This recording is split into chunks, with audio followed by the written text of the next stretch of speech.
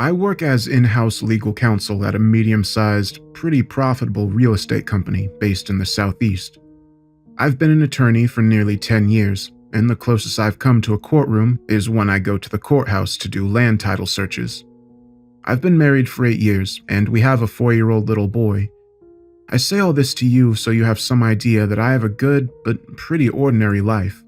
I don't have strange hobbies or friends. I don't typically go outside the normal boundaries of my day-to-day existence to meet odd people or experience dangerous things. But last Tuesday, I woke up to a strange text message. My alarm was set for 7 a.m., but my phone buzzed at 6:40, and it stirred me out of sleep enough that I checked it. It said, "You saw something you shouldn't have." Being half asleep, I kind of stared at it for a minute, trying to figure out what I had seen before the overall weirdness of the message dawned on me. First of all, the sender was blank. No name, no number, no symbols, no indication that there were blank spaces like someone had hit a spacebar repeatedly, and it had taken the input as characters. I couldn't even highlight anything in the sender space. Second, the font on the message was different. Not like a different font than normal, but there were several letters that shifted noticeably higher or lower than the letters around them in a given word. Third, I haven't seen anything. Aside from going to work, a parent-teacher conference, and out to pick up a pizza, I can't think of anywhere I've even gone in the week prior to that message. And I sure haven't seen anything weird or criminal or whatever. I show it to my wife, and she just laughs it off. Says it's probably some marketing thing or maybe a wrong number. That seems like a reasonable possibility, so I push it aside. 2 nights later, last Thursday, I started having bad dreams. When I was little, I used to have night terrors. I'd wake my brother up screaming my head off, and it got so bad that even though my parents couldn't really afford it, they took me to a sleep clinic for a few days when I was 8. I don't remember what help they really gave me, but I know it stopped, or I grew out of it. And aside from the occasional normal nightmare, I'd never had any problems since. But this dream, while it was unpleasant to some degree, didn't feel like a nightmare or even a dream. It felt very real and strangely mundane. I was at a dimly lit library, going through old books, and while I can't say what I was looking for, I know I felt a growing sensation of frustration and unease that it wasn't there. When I woke up, instead of feeling relieved, I felt panicked, and in my sleep-addled stupor, I tried to force myself back to sleep. But, of course, that never works. After a few minutes, my phone buzzed. It was another message in the one-sided conversation from the mystery sender. "You saw something you shouldn't have, and you need to stop before your life." The message stopped there. But there was a photo attached. It was a dark picture of a man squatting down in an aisle, peering intently at a row of faded books on a low and dusty shelf.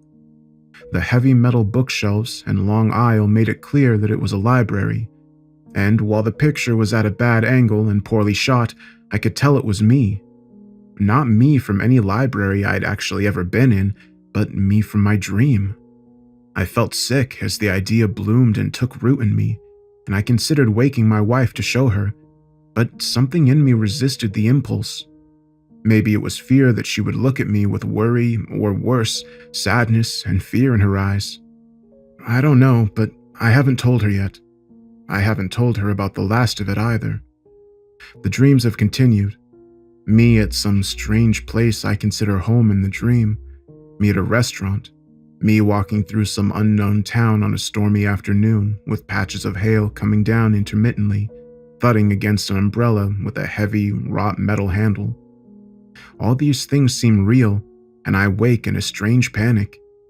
No more messages for the last few days, though, and while I've grown to dread and hate my phone when it buzzes, my hope was that whatever strangeness has been happening was fading, and would eventually take the dreams with it.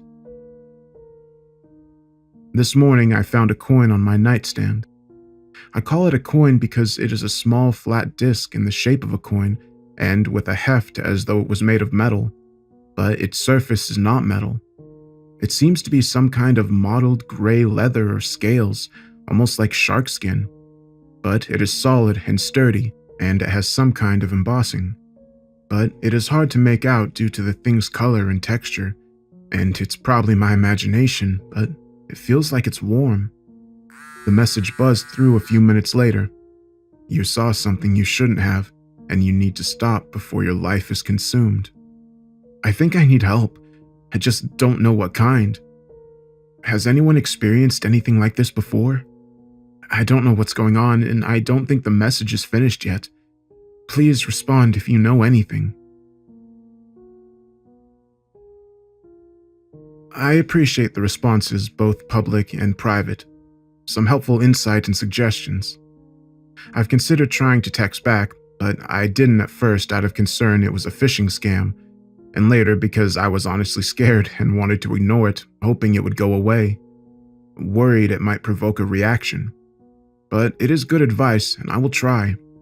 My wife is taking our son to her parents tomorrow, so I'll wait and try it when I'm alone, just in case. I do know I'm not imagining the text, though.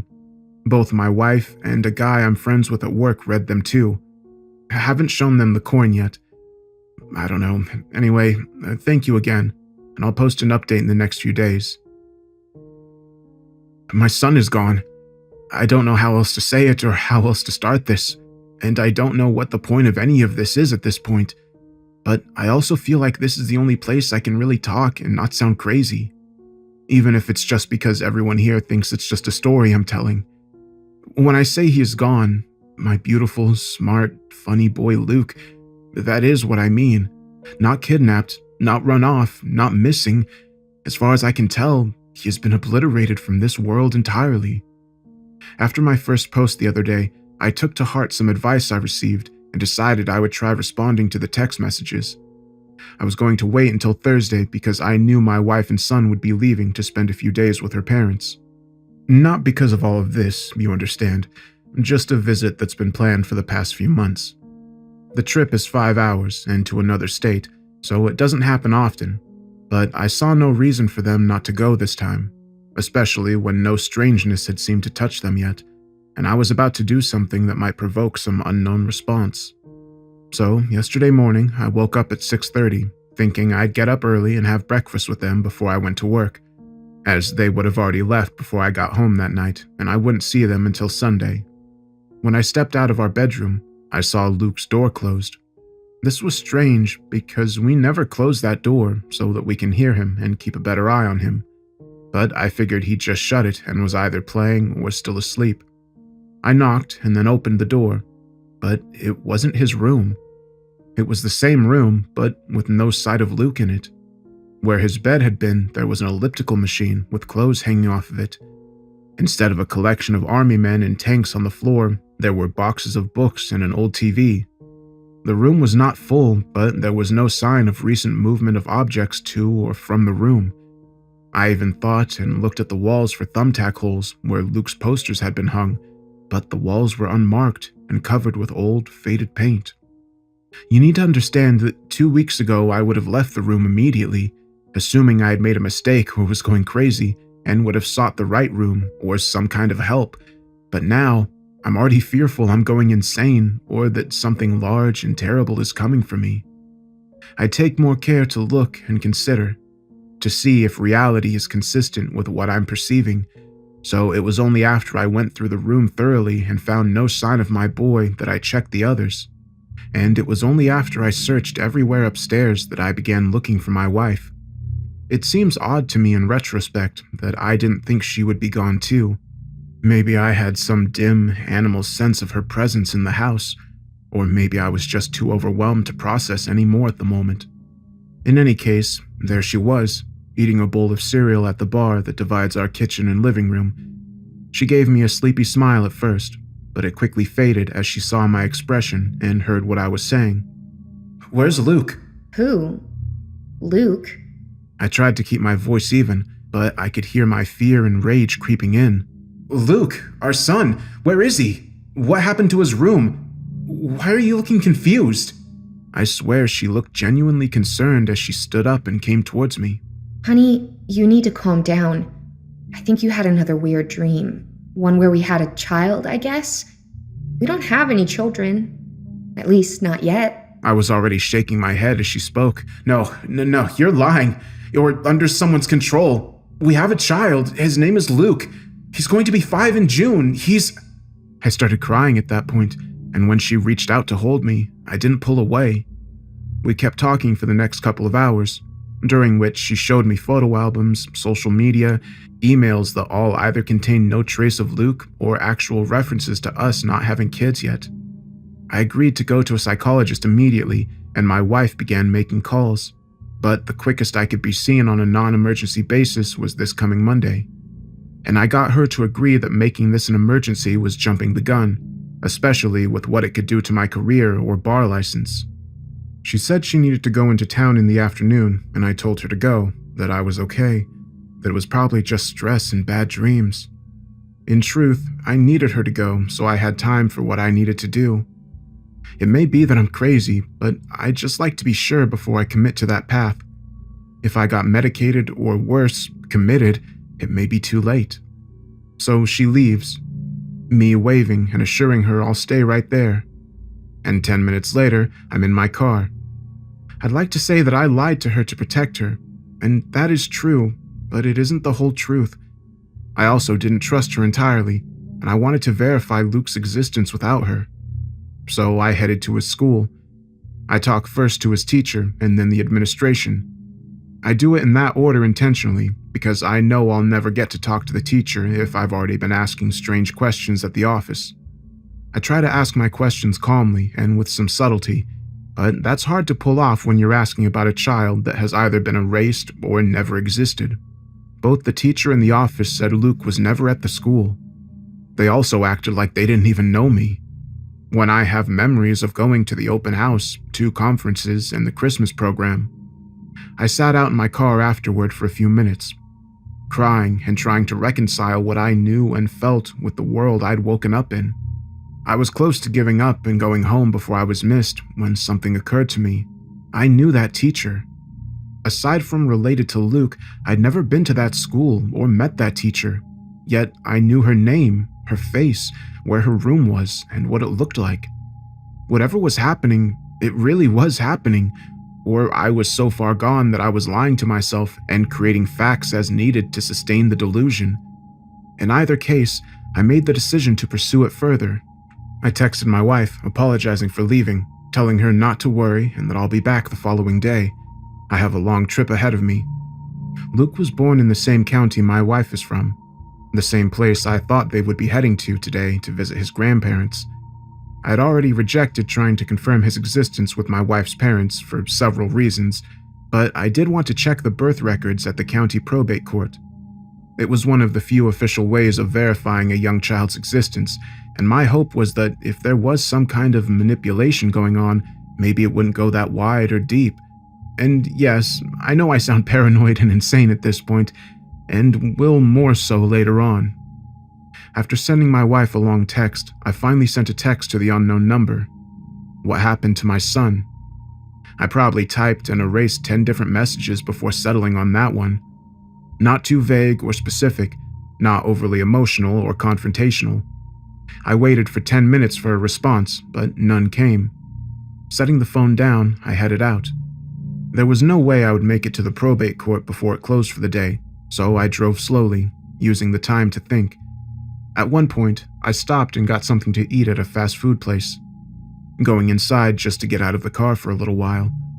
I sat inside after forcing myself to eat a few bites of a burger that I didn't want when an idea hit me. I had brought that strange coin with me. I didn't really remember picking it up, but I was in a frenzied rush when I left the house. I went back up to the condiment bar in the restaurant and got 5 packs of sugar, emptying them on the table and spreading them in a thick but even circle a little bigger than the coin. My idea was that I could try pressing the coin into the sugar to see if I could tell anything from the imprint it left behind. I did it on both sides, and on one side there were strange shapes and what might be words along the edges. But they were faint and nothing I recognized. On the other side, it seemed like there was a picture of something, possibly a whale. I tried to take pictures with my phone, but the flash washed it out, and no flash was too dark. I gave up and went on the road again. By 10:30, I was close to the area and was going to look for a place to park for the night, having found the idea of getting a room with my card somewhat terrifying, as though someone would find me and capture me in my sleep. I had already gotten money out of the ATM before heading out that afternoon, and it needed to last me a while for food and gas, but speaking of gas, I needed some. I'd been so preoccupied that I'd let it get down to the fuel light, and the only gas station within the next 30 miles was lit up but closed. The sign on the door said back by midnight, and while I had no guarantee it was true, my stupidity had left me with few other options. So I sat and waited. The attendant did come back a few minutes before midnight as promised, but something else happened before she got there. I'd gotten out of the car a second time to stretch my legs and wake myself up. Pacing the lit parking lot of the gas station and peering out into the surrounding dark. In the distance, I could see the dim, shadowy shape of a couple of houses, partially lit by 3 amber streetlights that seemed to have been haphazardly placed to poorly light this spot of the road. Everything was so still and quiet, it felt like I was the only thing living in some dead or frozen world. Then I saw movement in the distance. It was at the edge of the pool of light thrown down by the farthest streetlight, dipping in and out of the dark. I couldn't see much, and my first thought was that it was a large plastic bag of some sort being blown by the wind, except it didn't move right. And there was no wind. I would just catch glimpses of it, light and dark, shiny and rippling, several feet above the ground and bobbing like an obscene balloon tugged by an invisible child. I ran back to my car and locked myself inside and was ready to leave, gas or no gas, but when I looked again, it was gone. When the girl came and unlocked the door, I thrust $40 at her and pumped the gas as quickly as possible, getting back out on the road too fast but maintaining control of the wheel. I didn't stop until I reached the courthouse, and I parked nearby for the night. My plan had been to sleep in the car, but there was no sleep to be had at this point. I kept watching for that shape and recording this. If I'm able, I will post this today, which is Friday. This has become a journal of sorts for me, and I still hold out hope it may lead to help, but at least it will be a record if nothing else. I've had a lot happen in the past few days. I'm currently using the Wi-Fi in the lobby of a motel I stayed at last night, and I've been aimlessly wandering since Saturday, never staying at the same place more than one night, but I think that's over. It's not accomplishing anything, and I'm very tired. I looked back at what I had posted last, and it was all accurate. The last few days have made me feel sure that I'm either so insane that I'm likely in a padded room right now, rocking in my own piss and shit, dreaming all this up, including recording this for all of you, or it's real. If it is real, I think there's a very good chance that I'm in hell. In which case, would that make it real or just an imagined torment? I don't know, but I find the semantics of it pretty funny at this point. But back to the story, right? Gotta tell the story. And I do. I feel compelled, and when I'm getting it out, I feel more at peace than any other time. Like I'm lancing a boil. Enough of my whining. On with it. I went back into the probate court that afternoon and met with Miss Mercer, who was pleasant and helpful enough, though she had no real help to give. She said that the paper records were all transferred into their database back in 2002, which of course covered Luke, who was born in 2013. No sign of him. I tried every search parameter, but no luck. So then I start asking about doing a search of the physical records. Even when they put those records into the computer system, they have to keep the originals of vital records in most states. The woman was again as helpful as she could be, saying that I was in luck because she had records going back to 1982 in the courthouse, though they were about to transfer everything up to 2015 to an off-site storage facility in the next few weeks to make more room. After that, paper copies from the originals would take a written request and a few days turnaround, but again, she pointed out unironically, today was my lucky day. She led me into a cavernous room filled with deed books and land plats, which made me realize I'd never even called into work the day before or today. Pushing the thought aside, I followed her through another door to a smaller, more densely packed room full of file cabinets. She showed me how the filing system worked and offered to help further, but I told her I could work on it myself. I planned to be thorough, so I made up a more elaborate story that I was doing genealogical research and Luke was a distant cousin. This made it easier to explain that I would need some time to look through records for not only him, but any other lost relatives.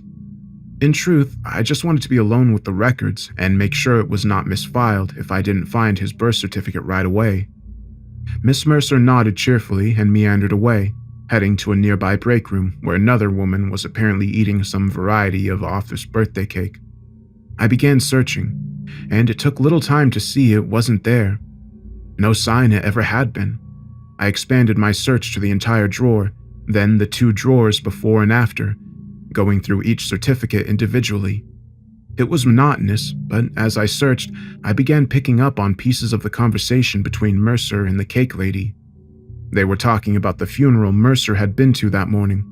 It was for a man who had run a local barbershop for a number of years, a man whom Miss Mercer clearly thought a lot of and had even dated briefly when they were both just out of high school.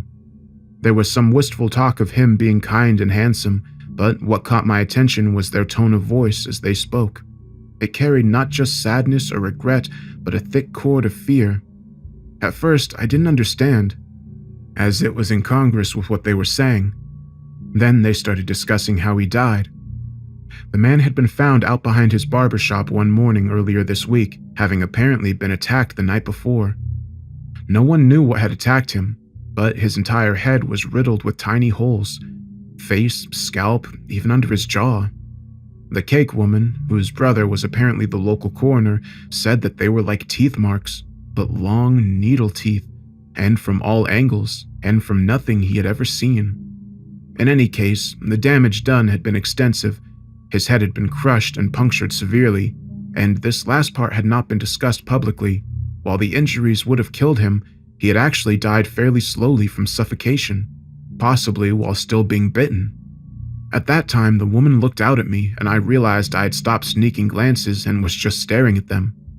I smiled and nodded, pretending to go back to my search, but after whispering to each other for a moment, they headed back up to the front.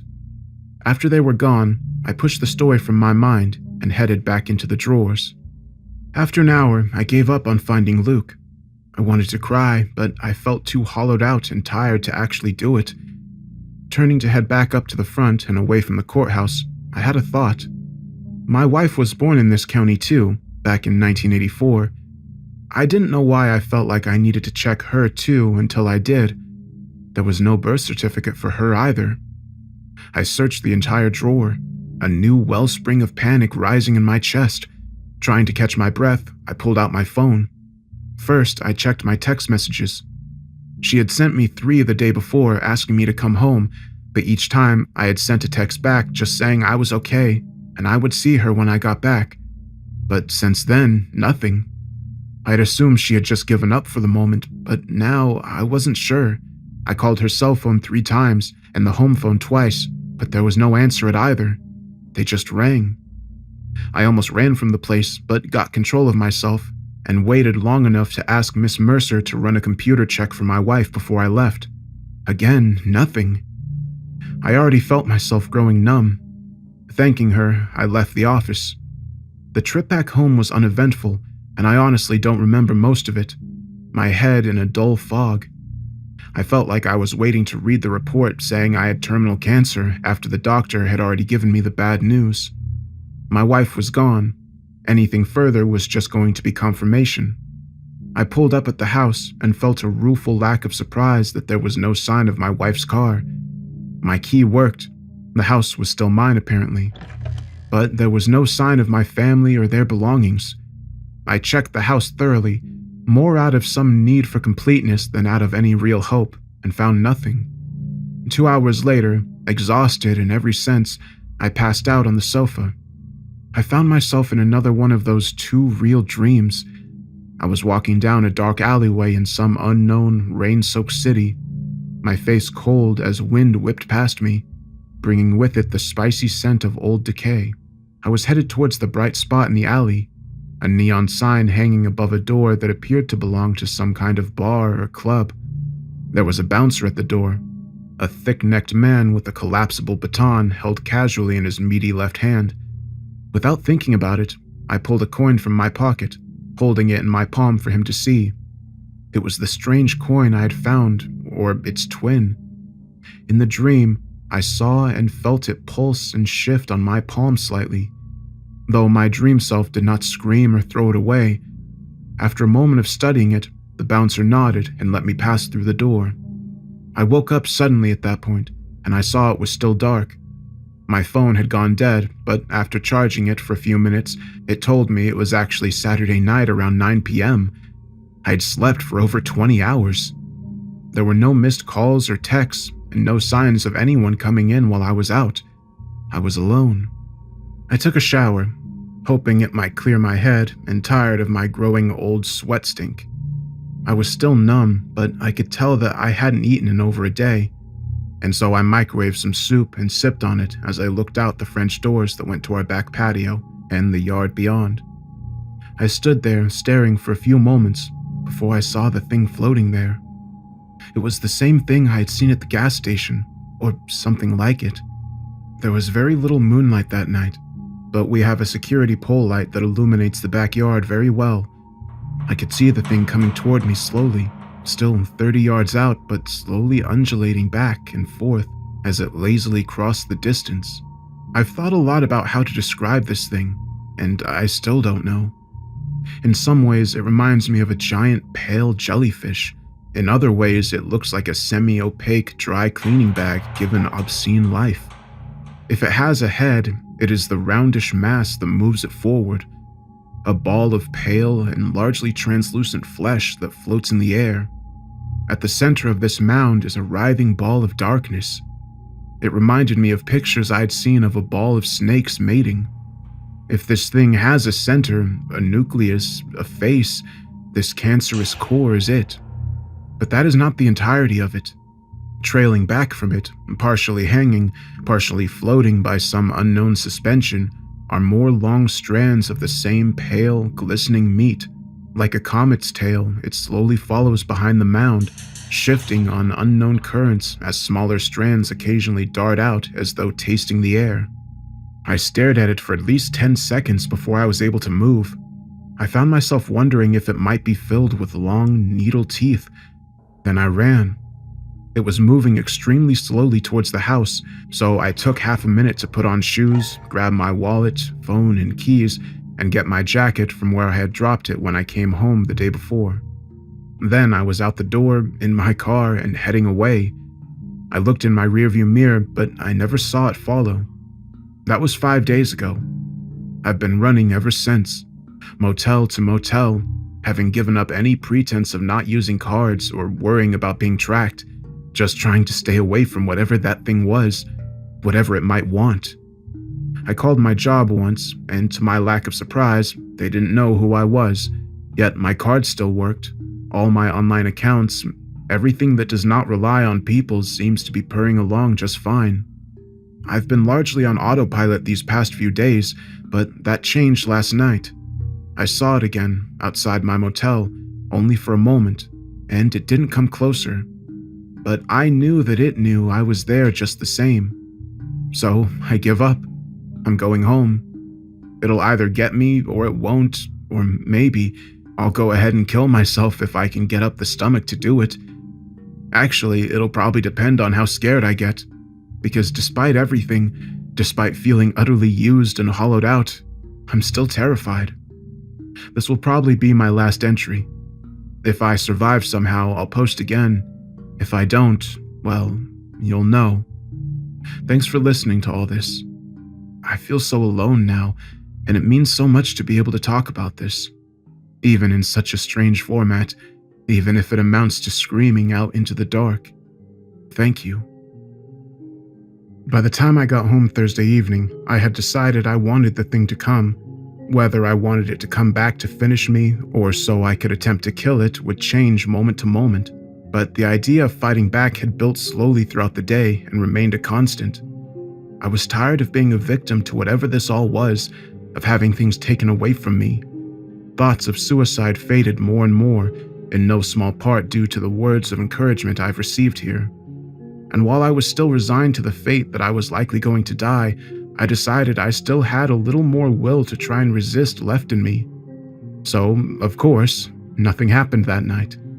When I arrived home, I checked the house again thoroughly, and it was untouched since my last visit.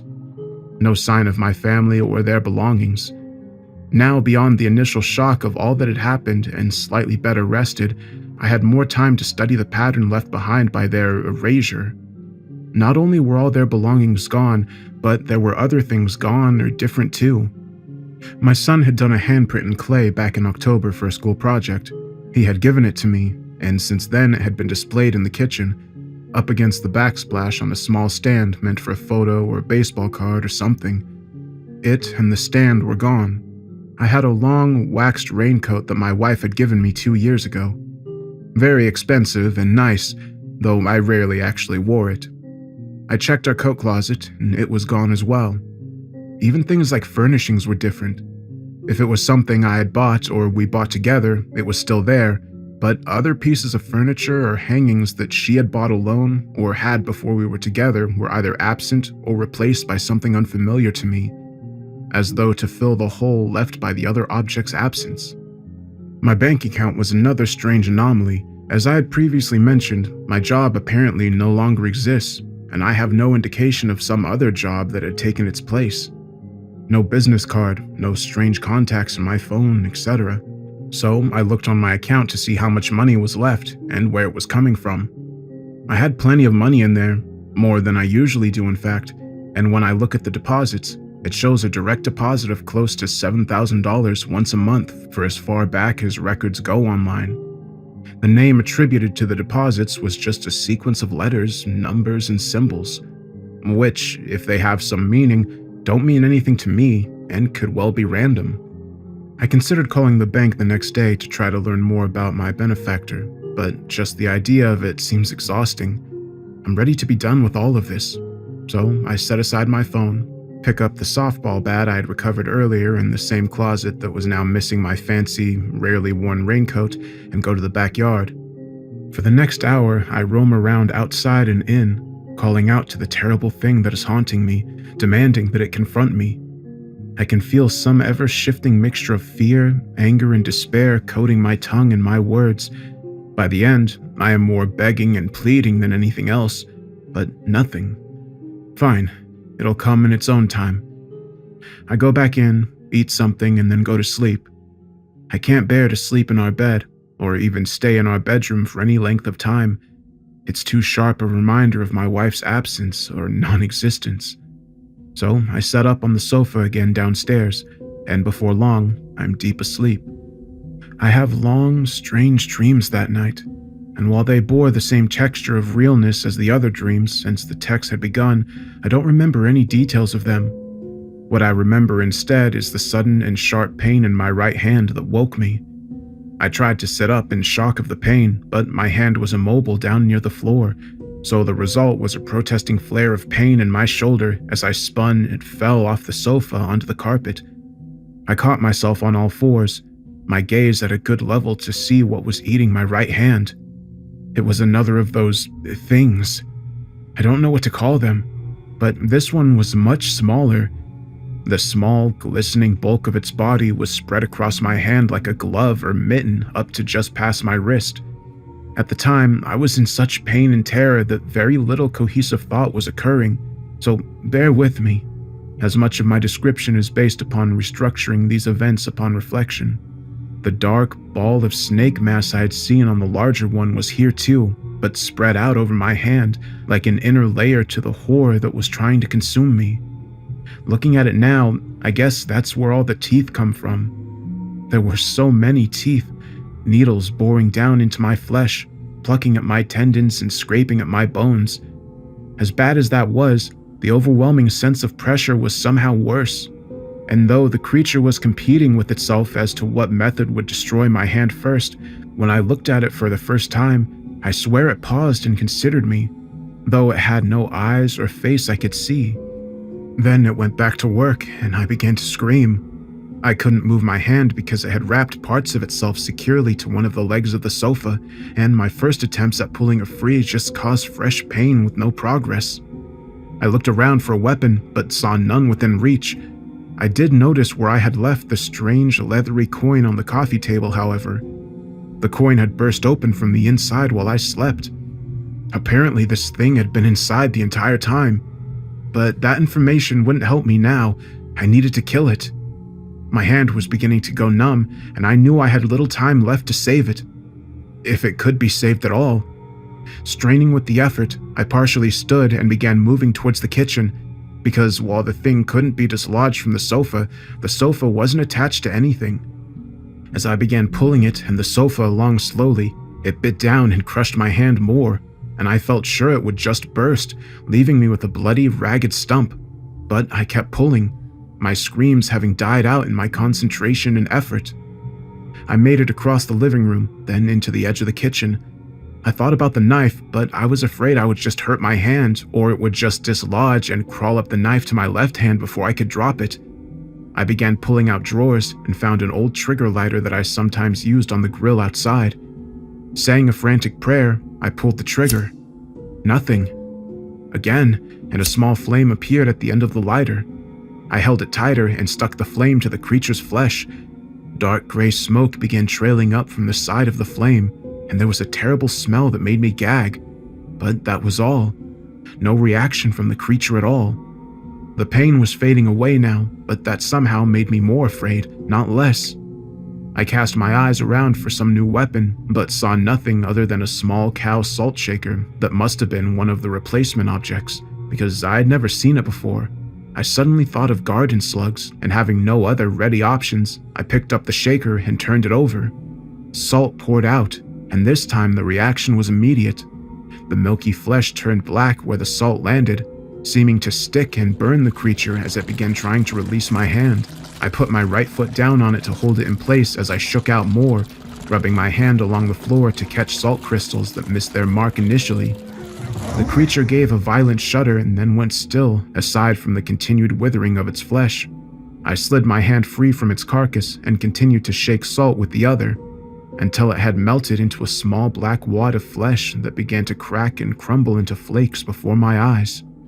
I sat staring at the remnants of the monster for what seemed like 5 minutes, making sure it did not somehow reconstruct itself, before turning to look at the hand I was holding cradled in my lap. There was no blood or leaking fluid of any kind. Instead, my hand looked slightly swollen, but otherwise normal aside from the hundreds of small holes that now adorned nearly every millimeter of my flesh. Even the skin on the sides of my fingers had holes, as well as multiple holes through each fingernail. In places where I could clearly see veins, there were holes there as well, but still no sign of blood. And no pain. No feeling at all, actually. My hand just flopped limply on its wrist without even a tingle or some phantom sensation. Trying to decide the best course of action, I looked at my phone and realized it was 2 a.m. on Saturday morning. I had been asleep for close to 30 hours. I considered going to the emergency room for a moment, but hesitated. I knew in the state I was in, I would likely seem strange at best and totally insane at worst, and for the moment I seemed okay physically, unless it had injected me with some poison, which a hospital likely couldn't help anyway. Ultimately, I decided to just go to the doctor the next day unless things got worse. While I slept no more that night, my hand stayed the same and nothing else happened. This morning I went to the doctor. Since it was Saturday, I wound up having to go to an emergency wound clinic across town instead of my normal doctor. If I have a normal doctor anymore. But apparently my insurance card still works, and within half an hour I was back in a room getting examined. The doctor on call was a pleasant young woman who seemed very knowledgeable, but was also very curious about how the injury occurred. Rather than try to make up some elaborate lie that would probably seem implausible, I just told her that I didn't know, that I woke up outside my house and my hand was just like that. This led her to check to see if I had some head injury or blood pressure spike that had caused me to pass out. But ultimately, she couldn't say much beyond that it appeared I had severe nerve damage, which she called neurotmesis. Based on my clinical signs and the wounds I had, she took x-rays, and she saw a small fracture in my ring finger that she splinted, but she said that anything more in depth would need to be done at a hospital. I told her I didn't think I needed a hospital, but I would follow up with my doctor soon. She protested, suggesting that such a strange and severe injury should be checked more thoroughly than she could accomplish at the clinic, and right away. I thanked her and left. I drove home, trying to avoid looking at my right hand, both because it looked disgusting and because it was a constant reminder of the night before. When I got inside, I wrapped it in a bandage, not because it needed it, but just to avoid looking at the pockmarked skin. My goal had been to stay away most of the day, monitoring my hand and watching out for another attack. In spite of myself, by noon I had fallen into a deep, dreamless sleep. When I woke, my nose was assaulted by a terrible, rotten stench. I immediately looked at my bandaged hand, which was soggy and laden with some brownish-green bile. Stifling a retch, I ran to the kitchen sink and pulled off the wrappings. Running my hand under the water there, I saw there was no sign of anything oozing from my hand. It was as though the holes had been turned on like some filthy faucet and then turned back off again. I washed my hand several times and then dried it carefully, feeling new panicked sadness at the wrongness of it dangling at the end of my arm like such dead meat. I felt tears coming to my eyes, and I moved back to the living room, noticing the pen and paper on the ground for the first time. It was an old legal notepad that seemed vaguely familiar, but I couldn't recall from where or when. Sitting nearby was a ballpoint pen of the type we kept around the house to make notes or write checks. Both had light, drying smudges of the same ichor that had been seeping through my bandages, and the pad had writing on it. I recognized my handwriting, and I'm right-handed. Based on that and the smudges, I feel sure I wrote these words with my dead hand while I slept. I don't know what it means, but what the notepad said was this: the magpie song. There's a flock of magpies round me, round me. They soar as high as you see, you see. They took my eyes, but fairly paid, for I rest in their eyes as even trade. Spanning the land and the sea, there's a flock of blackbirds in flight, in flight. They move to and fro every night, every night. They took my ears, beak sharp and wry, but it favors me with each sobbing cry. Found in the spaces away from the light, there's a flock of crows crying loud, crying loud. They cast shadows great as clouds, a shroud. They took my tongue, and so my voice. By then I was strong, they had no choice. It's with their pink darts I taste the tears, the tears. There's a sky full of rooks, and it's me, it's me. See the remains in the field I used to be, used to be. But now I move free, still young and hungry, still reaching out into the void. I see you, shining there, your spirit, unaware. As I finished reading it, my phone buzzed. It was a text message. It said, "You saw something you shouldn't have, but now you will see and tell much, much more." I will plan for this to be my final entry, at least for now. If I post further, it will be due to some major change or update, or if I have some new writing I need to share. God help me. But I don't know if telling such things is a good thing or not. I need time to think. Thank you all for your support. I hope this post finds you well. I've started dreaming again. Since my hand was attacked, I sleep more and more. At first, I would sleep for abnormally long periods, but it would be offset by long periods of wakefulness. Over time, that is changing, and I am losing more and more time. The only potentially positive side effects of this is that I'm dreaming again, and I feel these dreams are key to something. I don't remember much of them, just spending time in a world that is similar to ours, but very different at the same time. As I walk there, I see cities, people, the features of a modern world, but I see dark and strange things too. I remember the alley bar from my earlier dream. I think my dream self visits there often. It's an odd and lively place, with trappings of this mysterious other place all around, symbols on the doors, strange mutterings from a group hunched at a corner table, and music that sounds like something that would be playing at a cat diner in hell. But in the end, a bar is a bar, and here I can tell people know me. Most seem to respect or fear me, even though I am wholly ignorant as to why. But it feels real, and compared to my waking life recently, it feels good. I set up at the bar, order a drink from the short, grinning bartender who approaches, and decide to make most of this profoundly lucid dream.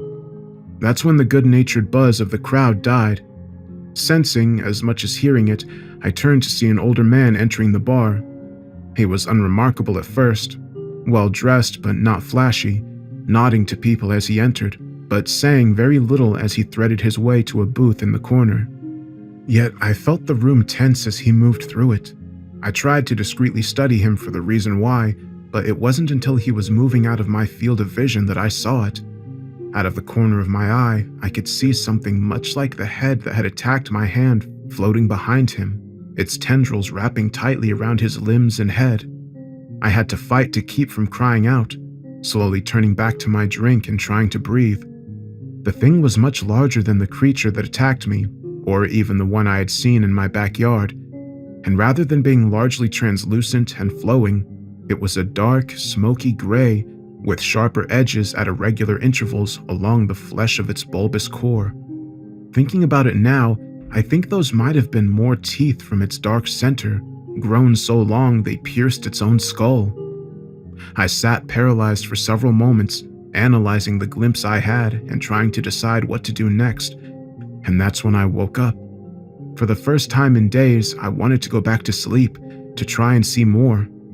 Right or wrong, I've grown to feel that my dream place is as or more real than this life, and that some part of myself is fighting to show it to me rather than having me decay in some dreamless slumber. But sleep was gone for the moment. I checked my phone and saw it had nearly been 26 hours since I was last awake. The strangest thing about my increasingly odd life is that there are no real rough edges. As I've mentioned before, I have money deposited in my account from some unknown source. Everyone I knew has either been erased or doesn't know me anymore.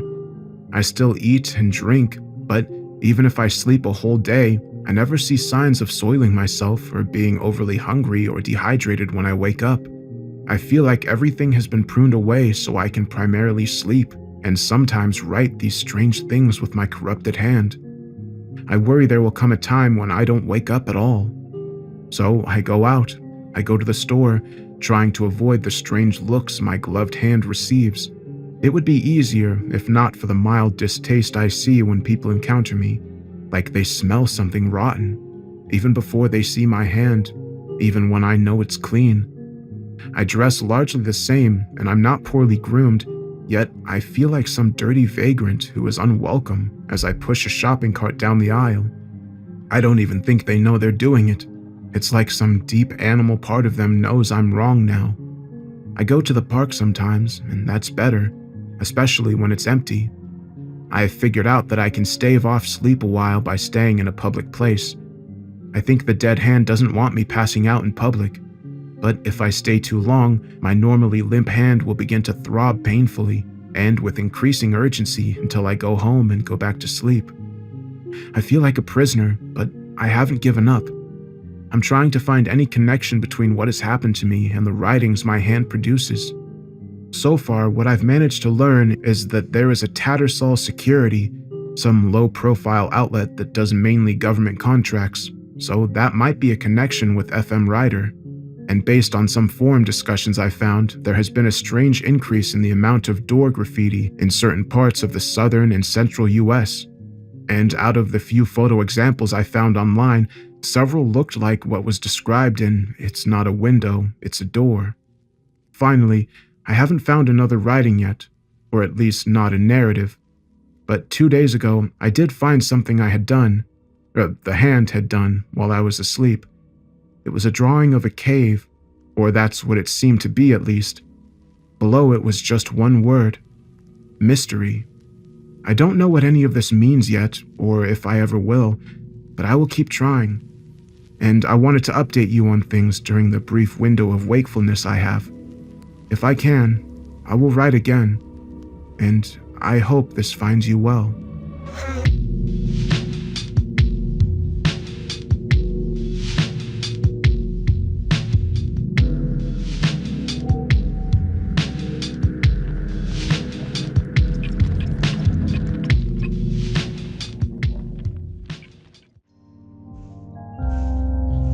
Hey everyone. So, this story is told in an interesting way. The hand writes some stories, and they aren't included in this one, but I will be making a follow-up video that does include them. I wasn't exactly sure how to do it. I thought about just putting them in this one, but since the original story wasn't written with them included, I found it very jarring to try to just put them in the middle of this one, because they're like 30 and 40 minutes long and they have their own casts of characters, and I figured it would be kind of jarring to just be doing this story and then halfway through be like, here's the story the hand wrote, and it just changes for like 30 minutes to a different story completely that's not really related. So I'm going to be doing those two stories. I'll be putting them in a separate video, and then at the beginning of that video I'll be saying, these are the stories that were written by the hand in this one. So yeah, it's a pretty interesting way to do storytelling. I think I haven't really seen something like that before, but I'm really curious to see what all of you think. This story is definitely more of a cryptic one. I believe it has a lot of hidden meaning, which will probably be expanded upon when you see the other two stories that the hand wrote. One of them's called FM Rider. It's not a window, it's a door or something like that, I believe. But yeah, I don't really have a lot of thoughts on this one initially, just because I'm still thinking about the story, thinking over all the details. So what I think I'll do is when I post that one, I'll give a better thoughts section on this story once that one is up and it has all of the details out. But if any of you have any theories or ideas about this story so far, I'd love to hear them. I'll be in the comments like I normally am, and I hope you have a great day.